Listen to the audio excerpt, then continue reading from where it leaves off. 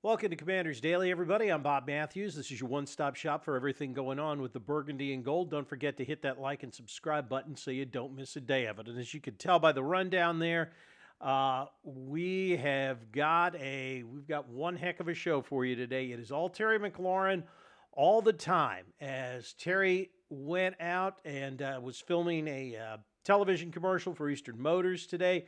Let the beat reporters know that he was going to talk afterwards. And in the chess match that is his contract negotiation, Terry McLaurin played a big, big move today. He went on the record as saying that he is not happy with where things stand with the club right now. His exact words were, he's pretty frustrated with it. Among other things that McLaurin said today was that there hasn't been any communication, any substantial communication with the team on this contract extension for more than a month, and there isn't a lot of clarity, especially clarity involving, both him and where his future sits with the team.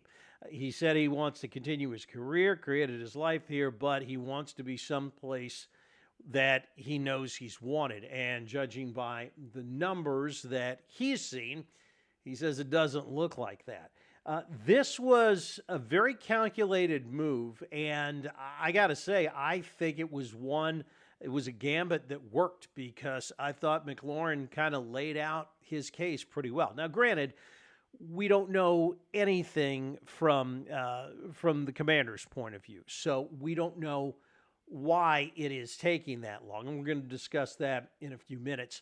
But let's talk about what we know right now about the situation. So what we know, obviously, is that Terry wants a new deal. You can understand that. He caught 86 balls, I think it was, for over 1,300 yards last year, 16 touchdowns, more than double his best year previously. Of course, when you have a quarterback like Jaden Daniels, not surprising.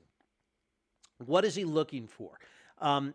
We don't know exactly the number that he's looking for, money-wise, but you've got to guess it's somewhere north of 30 million, and probably somewhere just a little south of 35 million. We also don't know what the club is offering him. Is Adam Peters saying, is Adam Peters not willing to budge off of $28 million? We don't know. This is probably the first mistake that the Commanders front office has made since Josh Harris took over. Now, I understand the age thing that the Commanders are, obviously the front office is worried about. But there's a couple of reasons why I think that's kind of a fallacy to say we're worried about him falling off the cliff production-wise, say, in 2 years or maybe even 3 years. Yes, all of the analytics say that's entirely possible, but I think you have to look at the situation in totality. Number one, Terry McLaurin is a pro's pro. I mean, I've interviewed him before. Guy comes to work every day, ready to work, puts in the work, puts in the extra work, has never had a major injury, and has never had a season where he's had any kind of a dip in production.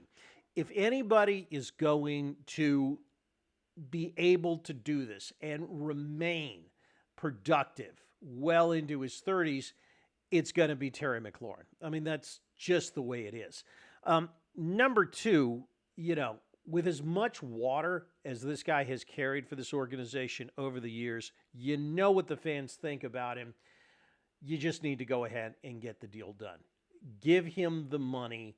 He deserves it. Why is it taking so long? Well, that's something else that we're not exactly sure about. But here's what I can't figure out. Let's assume for a minute that the Commanders' number that they think Terry deserves is, say, somewhere around $28 million.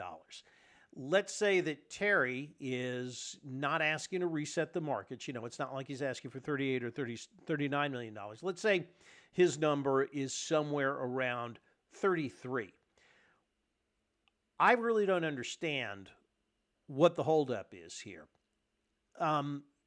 If the Commander's number is 28, you know they'll go to 30. And if Terry's is 33, or let's say it's 34, you know he'll come down to 33. Somewhere around the Garrett Wilson number is going to get this done. And what I can't figure out is how does that difference in money, and even in years, let's say Terry wants a fourth year and the Commanders are saying no, how does that negatively manifest itself in, say, 4 years for the Commanders? If we're talking about a difference of $3 or $4 million, and remember, the salary cap goes up every year, the percentage of money on that cap gets lower every year. Not to mention the fact that we all know the salary cap's been made to be circumvented. I really don't understand why exactly it is Adam Peters is arguing over a few $1,000,000 here. Maybe one day we find out, maybe we don't. But there's something here that is still not adding up about the contract situation, and I'm not sure what it is. If I was sitting there with Adam Peters, I'd say, Adam, be a mensch, give him the money he deserves. Now, and I don't want to lie to you guys about this either. This was not good today. I know that I've said everything so far up until now. I think the front office has done well. And I was poo-pooing those rumors that, oh, well, things are not in a good place and this, that, and the other. No, this showed today. This definitely moved the needle today. Things are definitely not in a good place, and they need to get it in a good place and do it quickly. Now, there is some good news on this front.